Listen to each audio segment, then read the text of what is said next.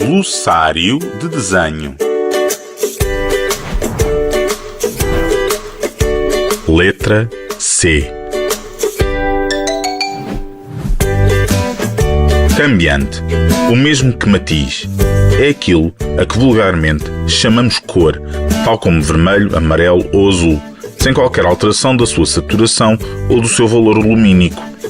Ou seja, excepto as cores primárias, todos os cambiantes são criados a partir da combinação de duas ou mais cores primárias, ou da combinação de cores secundárias. Campo é o espaço sobre o qual se trabalha. É a primeira camada sobre a qual se constrói o desenho ou a pintura, que pode ser previamente trabalhado e preparado para o efeito, como a lavagem seca, em que se aplica pastel seco ou carvão sobre toda a superfície do papel antes de se iniciar o desenho. Também se refere ao plano de fundo, onde se desenvolve uma cena e que atribui o valor tonal numa composição visual. Centro é o ponto focal, aquela área da imagem que atrai o olhar. O centro de interesse é a parte da imagem que atrai a mente. Relaciona-se com o conceito de foco e ênfase. Claridade.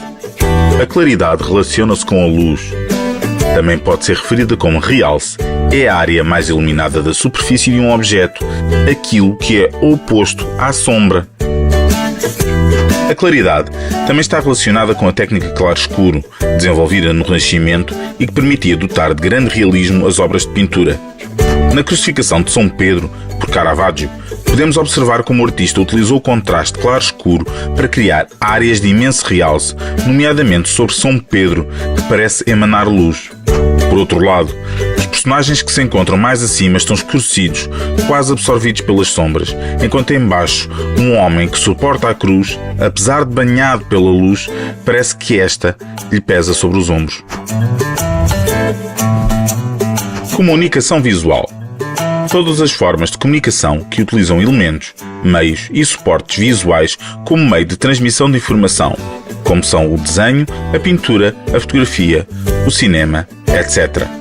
Os conceitos utilizados na pintura replicam-se no cinema, na fotografia e no web design, por exemplo. No design gráfico, até a palavra escrita obedece a regras e princípios de composição e hierarquia visual. Nos cartazes que te trazemos como exemplo, é possível observar algumas das regras e princípios estruturais da linguagem plástica. No cartaz do filme Amélie, podemos observar a complementaridade das cores principais da composição, como a cor verde e o preto são predominantes e contrastam com o vermelho e ajudam a destacar o título, que graficamente se destaca dos restantes caracteres pela cor, pela escala, como pelo tipo de letra. No cartaz da companhia aérea, a predominância de cores quentes, mais as roupas da rapariga na imagem, transmitem a ideia de um destino quente com praias. Também aqui encontramos hierarquização. Destaca-se Los Angeles pela escala, mas sublinha-se o nome da companhia com alto contraste. Por outro lado, a roupa e os óculos da rapariga contêm elementos cromáticos que contrastam com a generalidade das cores do cartaz, equilibrando a composição por forma a não ser monocromática. Contorno e linha. Contorno é a linha que define o perímetro de um objeto e a sua forma. A linha de contorno define a fronteira de uma figura ou de uma forma.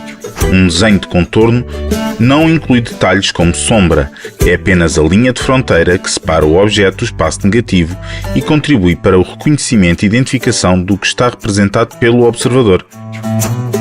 Pode ser explorado no desenho e no esboço como uma forma rápida de capturar a forma geral de um objeto.